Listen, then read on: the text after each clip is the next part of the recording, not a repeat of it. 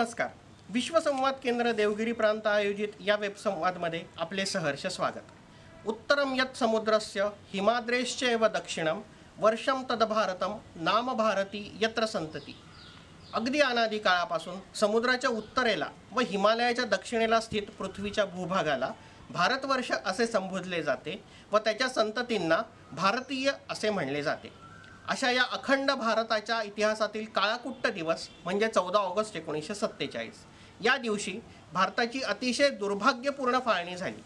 तसे पाहायला गेले तर याआधी पण अनेकदा या भारतवर्षाचे तुकडे पडलेले आहेत, परंतु या फाळणीचे अतिशय दूरगामी परिणाम भारतीय समाज जीवनावर झाले. आणि म्हणूनच माननीय अटलजींनी आपल्या कवितेत म्हणले आहे, 15 अगस्त का दिन कहता आज़ादी अभी अधूरी है, सपने सच होने बाकी है, रावी की शपथ न पूरी है. असा हा अतिशय गंभीर विषय समाजापर्यंत पोहोचवणे हे विश्वसंवाद केंद्र आपले कर्तव्य मानते.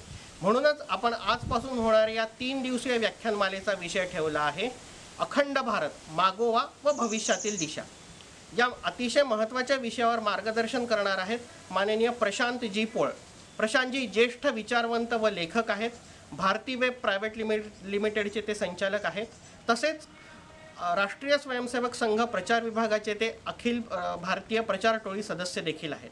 अधिक वेळ न घेता मी प्रशांतजींना विनंती करतो की त्यांनी आम्हाला मार्गदर्शन करावे. नमस्कार. विश्वसंवाद केंद्र देवगिरी यांच्या वतीनं आयोजित ही जी 3 दिवसांची व्याख्यानमाला आहे,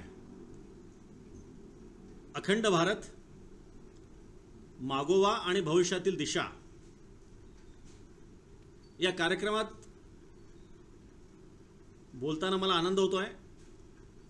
तो याच्याकरता की हा अत्यंत महत्त्वाचा विषय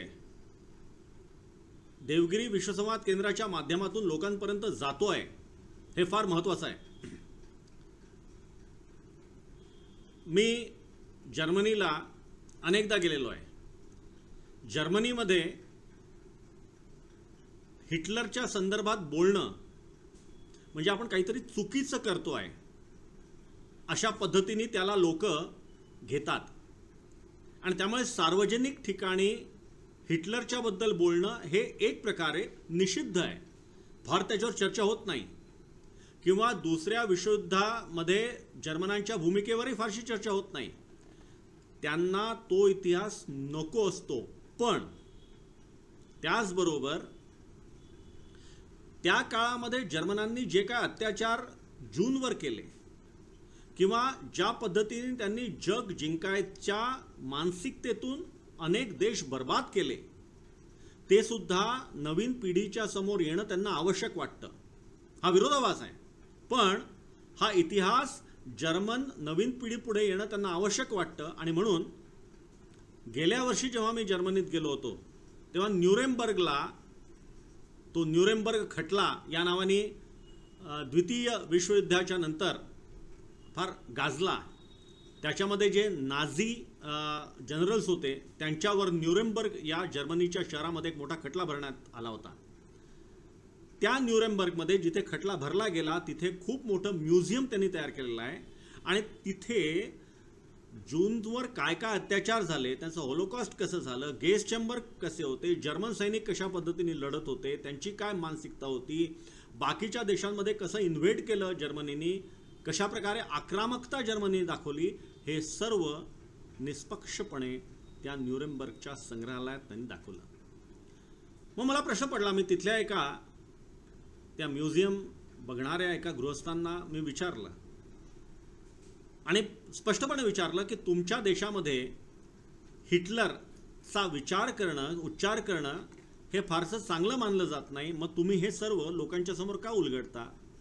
तेव्हा त्यांनी सांगितलेलं फार महत्त्वाचं होतं. त्यांचं म्हणणं असं होतं, हा इतिहास आहे आणि हा इतिहास लोकांच्या समोर, विशेषतः भावी पिढीच्या समोर येणं हे अत्यावश्यक आहे. आणि त्याच अनुषंगाने मला असं म्हणावंसं वाटतं की विभाजनाचा इतिहास आता 73 वर्ष त्याला झालेली आहेत. यंदा आपलं हा जो स्वातंत्र्य दिन आहे 74वा स्वातंत्र्य दिन आहे. या 73-74 वर्षामध्ये अनेक गोष्टी झालेले आहेत, अनेक गोष्टी बदललेल्या आहेत, आपली जागतिक प्रतिमा बदललेली आहे, भारतामध्ये अनेक परिवर्तन झालेले आहेत, पण तरीही हे विभाजन जे झालं ते आपल्या देशाच्या इतिहासामध्ये फार मोठं एक कलाटणी देणारं अशा पद्धतीचं एक चित्र होतं. आणि म्हणून त्या विभाजनाला आठवणं, विभाजनाबद्दल बोलणं, ते का घडलं, ही चूक परत भविष्यात होऊ शकते का, आणि जर ती होऊ शकत असेल तर तिला रोखण्याचे उपाय काय, याबद्दल चर्चा करणं हे फार महत्त्वाचं आहे. आणि म्हणून त्या अनुषंगाने आजचा कार्यक्रम जो घेतलेला आहे तो मला फार महत्त्वाचा वाटतो. 3 दिवस आपण या विषयावर बोलणार आहोत. साधारणतः आज या पूर्ण विषयाची पार्श्वभूमी काय आहे आणि का हे विभाजन घडलं, कसली बाध्यता होती ज्यामुळे विभाजन घडलं, याबद्दल थोडं आपण जरा बघू. अनेक लोक असं म्हणतात की विभाजन घडलं तर ठीक झालं, त्यानिमित्ताने देश एकसंध झाला. हा देश कधी एकसंध नव्हताच, हा देश देश म्हणून अस्तित्वातच नव्हता. हे पूर्णपणे चुकीचं आहे. ज्यांनी आपल्या इतिहासाचा अभ्यास केलेला नाही अशीच माणसं असं बोलू शकतात. हा देश एक होता, हा देश एक राहिला, एकसंध राहिला, त्यामध्ये अनेक जानपद पूर्वी होती, नंतर ज्याला अनेक रियासत आपण म्हटलीत, अनेक संस्थानं आपण म्हटली, ती नंतर सुद्धा राहिली, पण तरी सुद्धा सांस्कृतिक, भौगोलिक आणि राजकीय दृष्ट्याही हा देश एक होता. म्हणजे सम्राट अशोकाच्या काळात किंवा चंद्रगुप्ताच्या काळात जो देश पूर्ण एक होत आहे ते आपण बघितलंच, पण त्यानंतर सुद्धा म्हणजे अलेक्झांडर जेव्हा परत गेला त्याच्यानंतर भारताबद्दल आकर्षण हे ग्रीसमध्ये प्रचंड होतं. आणि म्हणून अलेक्झांडरच्या नंतर दामित्रियस किंवा डेमेत्रियस या नावाचा एक शक्तिशाली ग्रीसचा राजा हा परत भारतावर आक्रमण करून आला. आणि सिकंदर तर पुढे येऊ शकला नव्हता, तक्षशिलेच्या पण फारसा पुढे नाही येऊ शकला, वितस्तता ओलांडायला त्याला फार त्रास पडली. पण हा डेमेत्रियस जो होता तो फार अयोध्येपर्यंत आला. अयोध्येलाच का आला आपण सर्व जाणतो, त्या काळात सुद्धा अयोध्येचं एक वेगळं महत्त्व होतं. आणि गंमत म्हणजे त्या डेमेत्रियसला रोखून धरणारा राजा कलिंगचा होता. कलिंग म्हणजे आजचं ओरिसा. त्या ओडिशाचा कलिंगचा महाप्रतापी राजा खारवेल यानं अयोध्येपर्यंत येऊन त्याच्याशी युद्ध केलं. आणि नुसतं युद्ध नाही केलं तर त्याला परतवून लावलं. कुठपर्यंत परतवून लावलं, कुठपर्यंत पळवून लावलं, तर पार इराणच्या सीमेपर्यंत त्या राजा खारवेलने, कलिंगच्या राजा खारवेलने इराणच्या सीमेपर्यंत या डेमेत्रियसला पळवून लावलेलं होतं. त्याच्यानंतर सुद्धा अनेक उदाहरण होतात. सातवाहन साम्राज्यामध्ये गौतमीपुत्र सातकर्णी जो आहे त्याने शकांचा राजा हा नहमान याला त्यांनी, आता सातवाहनांचं राज्य आहे आपल्या त्या महाराष्ट्र आणि या दक्षिणेच्या भागामध्ये, आणि उत्तरेतून आलेला शकांचा राजा नहमान त्याला त्यांनी पळवून लावलं. त्याच्यानंतर सुद्धा मालवाचा राजा यशोवर्मा जो होता त्याने हुणांच्या त्या आक्रमणाला परतवून लावलं. हे जी उदाहरणं आहेत ती फार अगदी प्राग ऐतिहासिक काळातली नाहीत. अगदी गेल्या 250-300 वर्षापूर्वीचं जर म्हटलं, 200-250 वर्षापूर्वी, तर 1761 मध्ये जे पानिपताचं तिसरं युद्ध झालं त्या युद्धामध्ये अब्दाली जेव्हा आला होता तेव्हा अब्दालीला भिडायला, अब्दालीशी युद्ध करून त्याला पळवून लावायला आपल्या महाराष्ट्रातले पेशवेच गेले होते ना, मराठी सैन्यस्थ गेलं होतं. त्यामुळे हा देश एक होता, एकसंध होता. आणि म्हणूनच या देशामध्ये अशा पद्धतीचं ज्याला विभाजन आपण म्हणू शकतो ते विभाजन यापूर्वीपर्यंत त्या पद्धतीने झालेलं नव्हतं. ही विभाजनाची नेमकी सुरुवात कुठं झाली, ही नेमकी सुरुवात काढणं थोडं कठीण आहे. पण तरी सुद्धा साधारणतः बंगभंगाचं आंदोलन जेव्हा सुरू झालं आणि इंग्रजांनी अखंड बंगालला 2 भागामध्ये विभाजित करण्याचा निर्णय घेतला, ते वर्ष होतं 1905.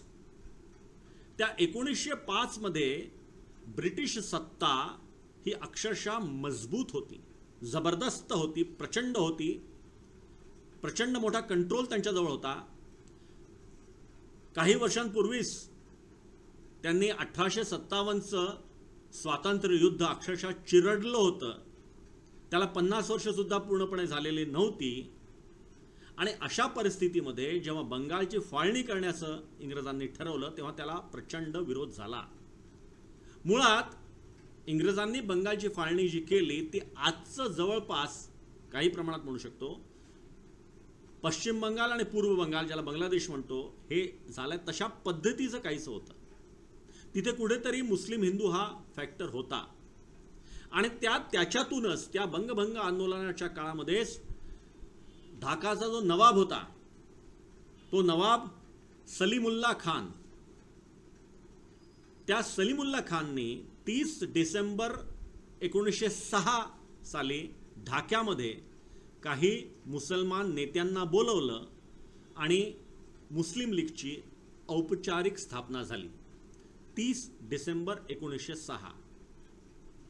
त्यामुळे एक प्रकारे द्विराष्ट्रवादाचं बीज कुठे पडलं असं म्हणता येईल, किंवा फाळणीचं बीज कुठे पडलं असं म्हणता येईल, तर कुठेतरी मुस्लिम लीगच्या स्थापनेमध्ये ते आपल्याला दिसतं.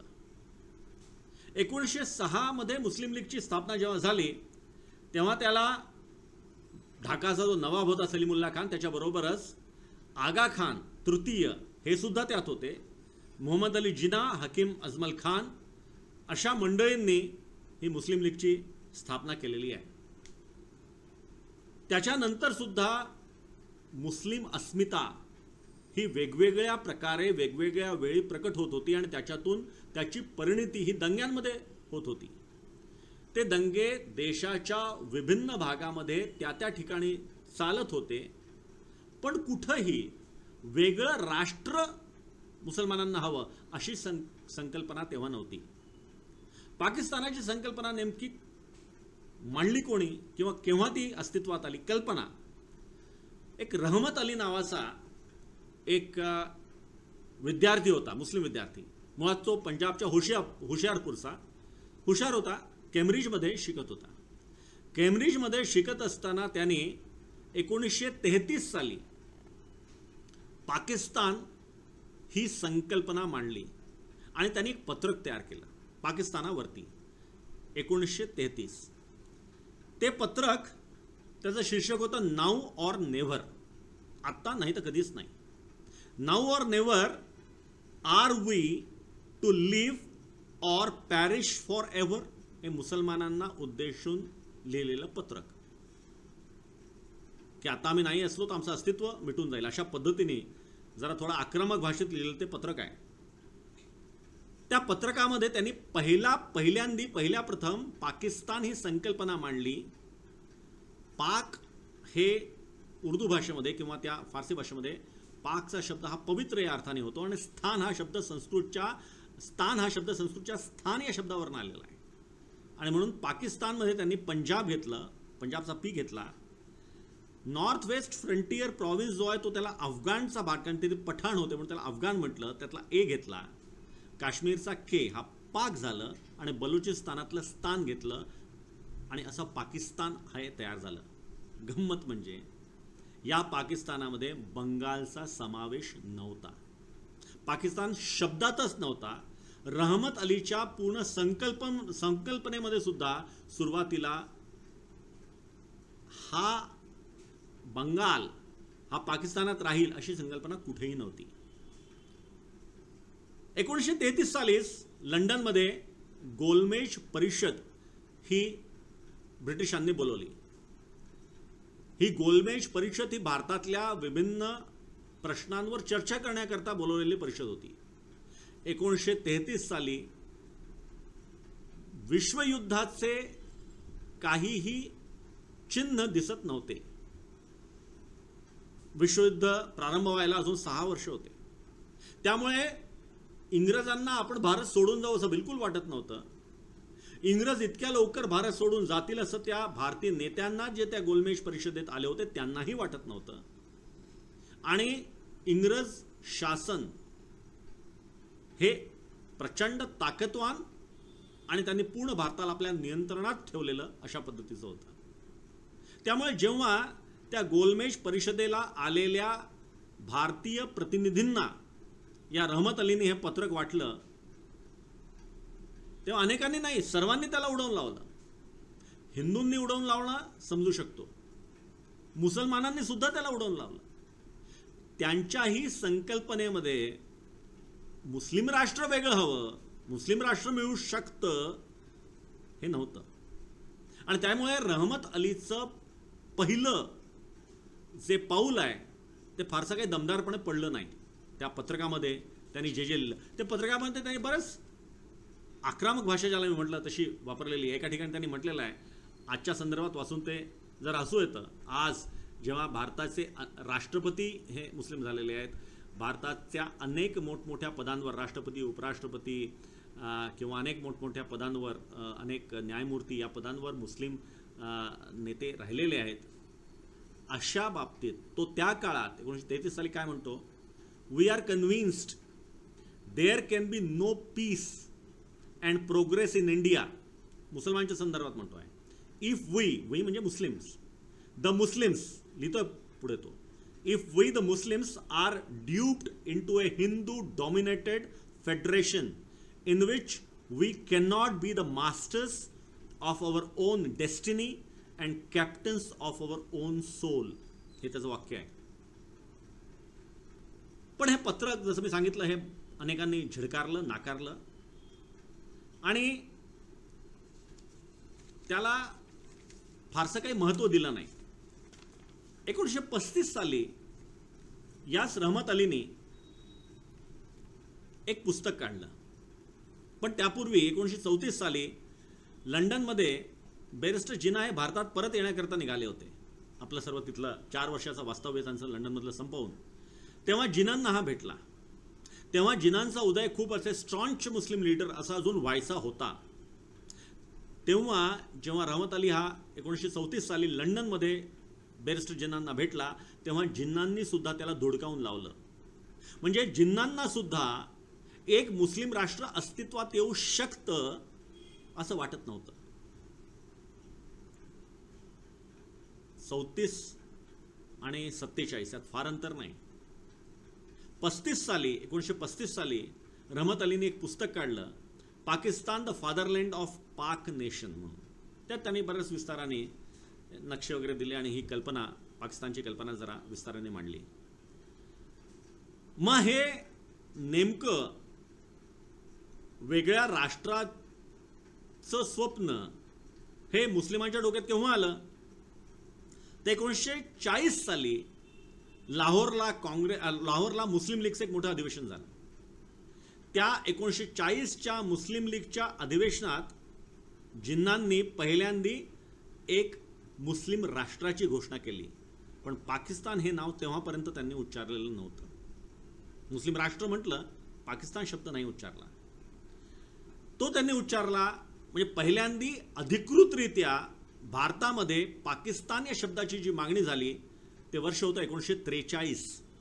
गमत बघा, 1943 साली पाकिस्तानची मागणी होते आणि 1947 साली त्यांना ते पाकिस्तान मिळतं. याचा अर्थ त्यांचा किती जास्त दबाव, त्यांचं किती जास्त प्रेशर या पूर्ण देशांवर आणि त्या नेत्यांवर होतं हे आपल्याला लक्षात घेतलं पाहिजे. या सर्व काळामध्ये मुस्लिम लीग या नावाने 1906 साली स्थापित झालेली मुस्लिम लीग ही राजकारणात होती. त्याच्यानंतर जे प्रांतिक असेंब्ली म्हणा, प्रांतिक समिती याची ज्या निवडणुका झाल्या त्या सर्व निवडणुकामध्ये मुस्लिम लीगनी भाग घेतला आणि जिथे जिथे मुस्लिम मेजॉरिटी होती तिथे तिथे त्यांना बऱ्यापैकी यश मिळालं. त्यातला बंगाल हा भाग असा होता जिथे 1936 साली जेव्हा निवडणुका झाल्या त्या निवडणुकांमध्ये 1937 सालच्या प्रांतिक असेंब्लीच्या ज्या निवडणुका झाल्या त्या निवडणुकामध्ये बंगालमध्ये, तेव्हा अखंड बंगाल होतं, भारतीय राष्ट्रीय काँग्रेसला चांगला मस्त खणखणीत विजय मिळाला. त्यांची सत्ता तिथे स्थापन झाली. मात्र इंग्रजांबरोबर झालेल्या त्यांच्या त्या वादविवादामुळे म्हणा किंवा संघर्षामुळे त्यांनी आपलं पूर्ण मंत्रिमंडळ तिथून बरखास्त केलं. त्यांनी तिथून आपली सत्ता मागे घेतली आणि एक प्रकारे अख्खं बंगाल हे मुस्लिम लीगच्या पदरात पारड्यात टाकलं. 1946 मध्ये 45-46 मध्ये ज्या प्रांतिक असेंब्लीच्या निवडणुका झाल्या त्यामध्ये मुस्लिम लीगला बंगालमध्ये बऱ्यापैकी चांगलं यश मिळालं. 36 मध्ये जे नव्हतं मिळालं, 37 मध्ये जे नव्हतं मिळालं ते 45-46च्या निवडणुकांमध्ये बऱ्यापैकी मिळालं. मात्र तरीही स्वबळावर सत्ता स्थापन करणं त्यांना शक्य नव्हतं. मात्र काँग्रेसच्या ज्याला आपण म्हणू शकतो की प्रत्यक्ष नाही तर अप्रत्यक्ष सहयोगामुळे बंगालमध्ये सुरावर्दींच्या नेतृत्वाखाली मुस्लिम लीगची सत्ता स्थापन झाली. आणि मला वाटतं कुठेतरी सुरावर्दींचं शासन येणं बंगालमध्ये ही पाकिस्तानची नांदी ठरली. याचं कारण म्हणजे 1946 मध्ये जी डायरेक्ट ॲक्शन डे ची घोषणा मुस्लिम लीगने केली, ज्या जिन्यांनी ती प्रमुखपणे ती घोषणा केली, त्या डायरेक्ट ॲक्शन डे चं अभिप्रेत असलेलं इम्प्लिमेंटेशन ज्याला म्हणू शकतो, पूर्णपणे पालन, हे बंगालमध्ये झालं. ज्या बर्बरतेनं, नृशंसतेनं, क्रूरतेनं डायरेक्ट ॲक्शन डे होणं हे मुस्लिम लीगच्या नेत्यांना अपेक्षित होतं, अभिप्रेत होतं, ते अख्ख्या भारतामध्ये, अखंड भारतामध्ये, बंगालमध्ये फक्त जास्त प्रभावीरित्या व्यक्त झालं. नोआखालीमध्ये दंगे झाले, कलकत्त्यात दंगे झाले. कलकत्त्यासारख्या त्या महानगरामध्ये जे एकेकाळी इंग्रजांची राजधानी होती 1911 पर्यंत, त्या कलकत्त्यामध्ये 10,000 हिंदूंना अक्षरशः कुत्र्या मांजऱ्यासारखं कापल्या गेलं. जबरदस्त नृशंस हत्याकांड झालं. नोआखालीत झालं, कलकत्त्यात झालं. आणि त्या हत्याकांडामुळे कुठेतरी काँग्रेसचे नेते अक्षरशः हल्ले, घाबरले, हल्ले, काही आपण म्हणू शकतो. पण त्यांना वाटलं की जर आपण आपली मागणी रेटून नेली, जर आपण आपल्या मागणीवर अडिग राहिलो की नाही आम्ही विभाजन होऊ देणार नाही, तर कदाचित मुस्लिम लीग अशाच पद्धतीने रक्तपात करेल. आणि म्हणून कदाचित फाळणीला त्यांनी मान्यता दिली. एक प्रकारे मुस्लिम लीगच्या त्या नृशंसतेच्या समोर, त्या बर्बरतेच्या समोर, त्या आक्रमकतेच्या समोर काँग्रेसनी शरणागती पत्करली, असं चित्र निर्माण तरी झालं. आणि त्यामुळे 1946 पर्यंत, अगदी 47च्या सुरुवातीपर्यंत ज्या काँग्रेसच्या नेत्यांची भाषा अशी होती की माझ्या देहाचे 2 तुकडे झाले तरी चालतील, पण या देशाचे तुकडे होऊ देणार नाही, देशाची फाळणी होऊ देणार नाही, त्याच नेत्यांनी आणि फाळणीचा स्वीकार केला. आणि त्यामुळे काँग्रेसचं जे नेतृत्व आहे ते संपूर्ण नेतृत्व शरणागत झालं होतं का? उत्तर आहे नाही. उदाहरणार्थ राजश्री पुरुषोत्तम दास टंडन हे नाव प्रामुख्याने घेतलं पाहिजे आणि या नावाचा यापुढेही आपण विचार केला पाहिजे. हे नाव काळाच्या ओघामध्ये लपलं जाणं हे योग्य नाही, हे पुढे आलं पाहिजे. कारण ती एक व्यक्ती अशी होती ज्याने काँग्रेसच्या मंचावर राहून, काँग्रेसच्या अंतर्गत संघटनेत राहून नेहरूचा विरोध पत्करून पण फाळणीला जबरदस्त विरोध केला. आणि त्यामुळे जेव्हा काँग्रेसच्या वर्किंग कमिटीमध्ये फाळणीच्या संदर्भात प्रस्ताव आला तेव्हा त्याला कडाडून विरोध करणारे हे होते राजश्री पुरुषोत्तम दास टंडन. राजश्री म्हणजे राज ऋषी या अर्थाने त्यांना राजश्री म्हणायचे. हिंदीचे अभिमानी होते, मातृभाषेचे अभिमानी होते, या देशाच्या संस्कृतीचे अभिमानी होते, या देशाच्या संस्कृतीचे खरे संवाहक होते. आणि त्यांनी ठरवलं होतं की काँग्रेस ही या देशाची सर्वात मोठी पार्टी आहे, सर्वात मोठा पक्ष आहे, सर्वात मोठा मंच आहे. त्यामुळे जे काय करीन ते काँग्रेसच्या चौकटीत राहून करीन, काँग्रेसच्या अंतर्गत राहून करेन. आणि गंमत म्हणजे नंतर राजश्री पुरुषोत्तमदास टंडन यांनी 1948 मध्ये काँग्रेसच्या अध्यक्षपदासाठी निवडणूक लढवली आणि ते त्यात यशस्वी नाही होऊ शकले. पण तेव्हा त्यांच्यासमोर पट्टाभी सीतारामय्या होते आणि टंडन हे हारले. 1950 साली पुन्हा त्यांनी काँग्रेसच्या अखिल भारतीय अध्यक्षपदासाठी निवडणूक लढवली आणि समोर आचार्य कृपलानींसारखा असा बलाढ्य काँग्रेसचा नेता असताना हे कृपलानी जे फाळणीच्या काळामध्ये 1947 मध्ये काँग्रेसचे अखिल भारतीय अध्यक्ष होते, त्या कृपलानींना पराभूत करून राजश्री पुरुषोत्तमदास टंडन हे निवडून आले 1950 साली. पण नंतर त्यांच्या लक्षात आलं की काँग्रेसचा अध्यक्ष म्हणजे एक प्रकारे कठपुतली ज्याला म्हणतो तशा पद्धतीचा आहे, पपेट आहे. फारसं त्याला स्वातंत्र्य नाही, त्याने काही करण्याजोगं फारसं नाही, कारण की प्रत्येक गोष्टीमध्ये नेहरूंना आपलं नियंत्रण हवं आहे. आणि म्हणून त्यांनी आपल्या अध्यक्षपदाची कारकीर्द पूर्ण केली नाही, राजीनामा दिला. नेहरू अध्यक्ष झाले आणि गंमत म्हणजे पुढले 2 टर्म नेहरू हे काँग्रेसचे अखिल भारतीय अध्यक्ष होते, पंतप्रधान असतानाच.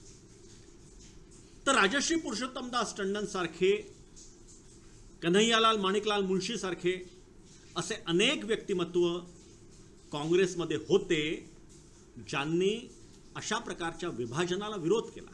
आणि नुसता विरोध नाही केला, त्याने ठणकावून सांगितलं की या मुस्लिम आक्रमकतेपुढे, शब्द आहे त्यांचे, मुस्लिम आक्रमकतेपुढे मान तुकवणं आणि देशाची फाळणी होऊ देणं हे अत्यंत चुकीचं आहे. इतक्या मोठ्या संख्येने असलेले आम्ही अनेक वर्षांची सांस्कृतिक परंपरा, राजकीय परंपरा, शौर्याची, शक्तीची परंपरा असलेले आम्ही अशा प्रकारच्या आक्रमकतेपुढे मान तुकवतो, हे योग्य नाही. आणि म्हणून या एका कारणासाठी फाळणी होऊ देणं हे तर मुळीच योग्य नाही. आणि म्हणून त्यांनी त्याचा विरोध केला. मात्र मार्च 1947 मध्ये जेव्हा लॉर्ड माउंटबेटनला ब्रिटनच्या पंतप्रधानांनी भारतामध्ये सत्तांतरणाच्या साठी पाठवलं विशेष रूपाने, तेव्हाच त्यांना सर्व सूचना दिल्या गेलेल्या होत्या. कारण ब्रिटिशांना भारत नको होता. जरी दुसऱ्या विश्वयुद्धामध्ये ब्रिटनचा आणि दोस्त राष्ट्रांचा प्रचंड विजय झालेला असला तरी तो विजय पोकळ प्रचंड विजय होता. अक्षरशः दोस्त राष्ट्र, अमेरिका सोडलं, ज्याला युद्धाची प्रत्यक्ष झळ त्या अर्थाने बसली नाही, तर ब्रिटन म्हणा किंवा बाकीचे जे राष्ट्र आहेत त्यांच्या राष्ट्रामध्ये युद्ध लढल्या गेलं. आणि त्यामुळे मग ते फ्रान्स असो, ब्रिटन असो, या राष्ट्रांना त्या युद्धाची झळ इतकी जबरदस्त होती की या राष्ट्रांना स्वतःचं अस्तित्व टिकवणं कठीण होतं. आणि त्या काळामध्ये भारतातून नेण्यासारखं, भारतातून काही कमवून नेण्यासारखं फारसं काही उरलं पण नव्हतं, कारण भारताची सुद्धा परिस्थिती काही फार चांगली नव्हती. आणि त्यामुळे पूर्वी त्यांना इंडिया म्हणजे तो अखंड भारत असलेला इंडिया जो ॲसेट वाटायचा, तो 1945च्या नंतर, अर्थात द्वितीय विश्वयुद्ध झाल्याच्या नंतर एक लायबिलिटी वाटायला लागला. आणि म्हणून त्यांना कुठल्याही परिस्थितीत लवकरात लवकर भारत सोडून जायचं होतं. आणि म्हणून त्यांना एक प्लान तयार करायचा होता जो भारताच्या हस्तांतरणाची भूमिका ठरवेल. साधारणतः विभाजनाची पार्श्वभूमी अशी बनलेली होती. रहमत अलीने निर्माण केलेलं पाकिस्तान नावाचं एक भूत हे प्रत्यक्षात येऊ घातलेलं होतं. प्रत्यक्षात आता ते दिसायला लागलेलं होतं. मुस्लिम लीगच्या नेत्यांना त्याच्यामध्ये काहीतरी तथ्य वाटायला लागलं होतं. आणि जसं जसं काँग्रेसचे नेते हे मुस्लिम आक्रमकतेपुढे किंवा कलकत्ता नोवाखाली डायरेक्ट्रेशन डे वगैरे सारख्या या घटनांमुळे विचलित झाले हे त्यांना जसं जसं दिसत होतं तसं तसं एक नवीन राष्ट्र घेण्याची, एक मुस्लिम राष्ट्र बनवण्याची त्यांची आकांक्षा हे दिवसेंदिवस दृढ होत चाललेली होती. साधारणतः त्या काळामध्ये देशाचं चित्र हे असं होतं. आणि म्हणूनच या सर्व वातावरणामध्ये फाळणी झाल्याच्या नंतर देशाची परिस्थिती काय होईल, कशा पद्धतीने राहील, खूप मोठ्या प्रमाणावर लोकांची हत्या होईल का, मोठ्या प्रमाणात दंगे होईल का, याबद्दल त्या काळातल्या नेतृत्वाने फार काही विचार केलेला आहे असं वाटत नव्हतं. एक खूप मोठी शक्ती त्या काळामध्ये सीमा भागामध्ये सुद्धा कार्यरत होती. मात्र ती खूप मोठी शक्ती जरी आपण म्हटलं तरी दुर्दैवानं त्या शक्तीची व्याप्ती ही देशव्यापी नव्हती. ती शक्ती म्हणजे राष्ट्रीय स्वयंसेवक संघ. त्या काळामध्ये पार पेशावरपर्यंत संघाच्या शाखांचं जाळं हे पसरलेलं होतं. पण ज्याला देशव्यापी संघ आजचं स्वरूप आहे तसं दुर्दैवाने नव्हतं. आणि त्यामुळे स्वबळावर किंवा संघाच्या ताकदीनं या फाळणीला प्राणपणाने विरोध करून ती फाळणी टाळणं हे संघाला शक्य नव्हतं. आणि म्हणूनच 3 जूनला जेव्हा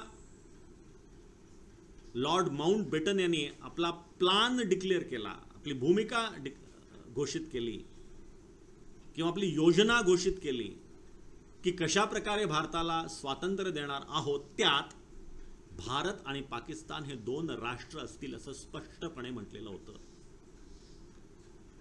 त्या 2 राष्ट्रांमध्ये कोण कोण कसे कसे राहतील हेही स्पष्ट केलेलं होतं.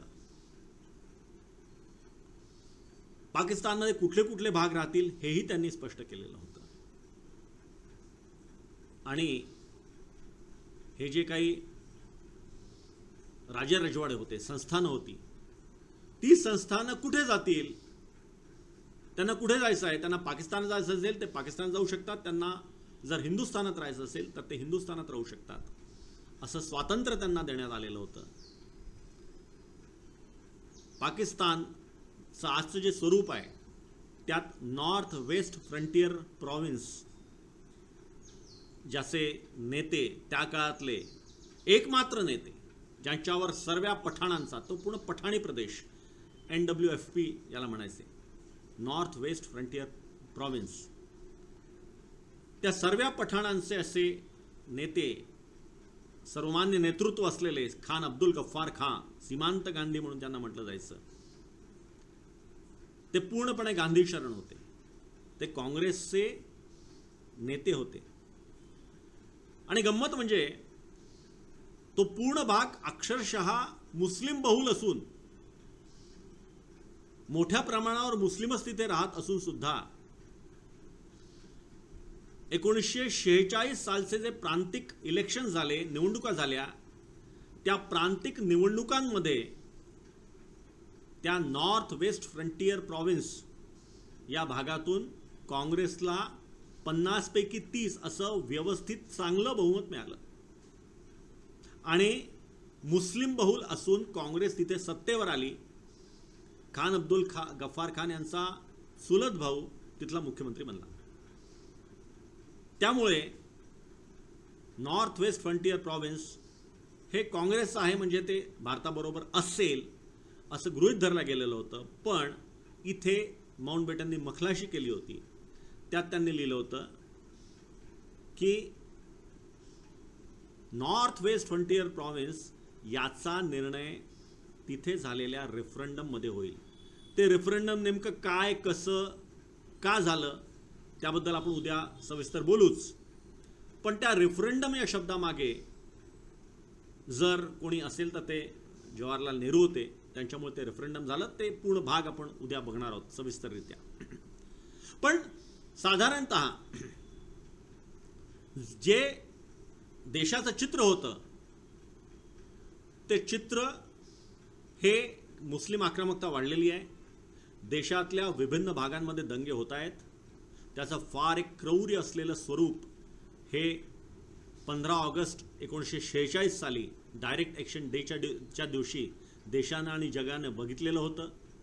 काँग्रेस ही अक्षरशः सर्वव्यापी पूर्ण देशामध्ये गावागावात पोहोचलेली अशी राजकीय संस्था, राजकीय पक्ष हे होतं. त्यांचे नेते हे होते ज्यांना लोकांची मान्यता होती. त्यामुळे काँग्रेसकडनं लोकांच्या अपेक्षा भरपूर होत्या. काँग्रेसला विरोध करणारी जर दुसरी एखादी पार्टी ज्याला म्हणू शकतो किंवा पक्ष म्हणू शकतो असा मुस्लिम लीग होता. पण मुस्लिम लीग हा मुसलमानांचा, काँग्रेस मात्र स्वतःला हिंदूंचा पक्ष म्हणवत नव्हती. काँग्रेस हा सर्वांचा पक्ष होता. त्यात मुसलमानही काही होते, हिंदूही होते. प्रामुख्याने हिंदू हे काँग्रेसला समर्थन देत होते. याशिवाय बाकीचे जे पक्ष होते त्या पक्षांचं फारसं अस्तित्व नव्हतं. हिंदू महासभेची खूप ताकद नव्हती. त्यामुळे राजकीय पटलावर जिथे प्रत्यक्ष निर्णय घेतले जात होते त्या विधानमंडळात, विधिसभेत किंवा राजकीय चर्चेमध्ये, तिथे या व्यतिरिक्त दुसरं काही प्रतिनिधित्व हे या देशासमोर दुर्दैवाने नव्हतं. तो एक व्हॅक्यूम होता. आणि त्यामुळे काँग्रेस जो निर्णय घेईल तो या देशाचं भवितव्य असेल, ते या देशाचं भविष्य असेल अशी कल्पना होती. आणि म्हणूनच 3 जून 1947 साली लॉर्ड माउंटबेटननी भारतात आल्याच्या 3 ते 3.5 महिन्याच्या नंतर जो प्लान किंवा जी योजना घोषित केली, जाहीर केली, त्या योजनेमध्ये फाळणी असेल असं अनेकांना वाटत नव्हतं. अधिकतर लोकांना वाटत नव्हतं. त्यांची दृढ श्रद्धा होती की काँग्रेस हा पक्ष या देशाचा एक सर्वव्यापी, लोकांना सर्वमान्य अशा पद्धतीचा पक्ष आहे. या पक्षाचे नेते ठामपणे म्हणतायत की फाळणी होणार नाही, फाळणीला आमचा विरोध असेल. त्यामुळे स्वाभाविकरित्या फाळणी होणार नाही, काहीतरी ॲडजस्टमेंट होईल, अरेंजमेंट होईल, पण हा देश एकसंध राहील, एक राहील असा विश्वास त्यांना वाटत होता. 3 जूनला त्या विश्वासाचे तुकडे झाले. कारण लॉर्ड माउंटबेटननी जेव्हा त्यांच्या योजनेची घोषणा केली, ती घोषणा त्यांनी भारतीय राष्ट्रीय काँग्रेसचे नेते, मुस्लिम लीगचे नेते या दोघांबरोबर चर्चा करून केलेली घोषणा होती. तिथे मला वाटतं कुठेतरी लोकांना, भारतातल्या राहणाऱ्या तमाम नागरिकांना आणि विशेषतः ज्यांना या फाळणीची झळ पोहोचणार होती अशा सीमेवरच्या बांधवांना, त्या नागरिकांना कोणीतरी आपल्या पाठीमध्ये सुरा खुपसलाय असं वाटलं, तशी फिलिंग आली. कारण त्या सर्वांची प्रचंड श्रद्धा होती की आपल्याला इथून विस्थापित व्हावं लागणार नाही, आपण आहे तिथेच राहू, हा देश एकसंध राहील. ते होऊ शकलं नाही. ते नेमकं कसं घडलं, कशा पद्धतीने घडलं, नेमकं त्या काळामध्ये या देशाचं नेतृत्व काय करत होतं, या संदर्भात आपण उद्या बोलूच. आज आपण इतका वेळ मला ऐकलत, मनापासून धन्यवाद. उद्या याच वेळेला, याच ठिकाणी याच्या पुढल्या बाबींबाबत मुळात नेमकं त्या काळामध्ये, त्या दिवसांमध्ये काय घडत होतं देशामध्ये ते बघण्याचा आपण प्रयत्न करू. नमस्कार, धन्यवाद.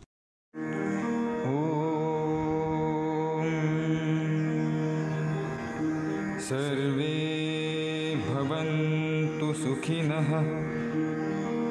सर्वे सन्तु निरामयः, सर्वे भद्राणि पश्यन्तु, मा कश्चित् दुःखभाग् भवेत्. ॐ शान्तिः शान्तिः शान्तिः.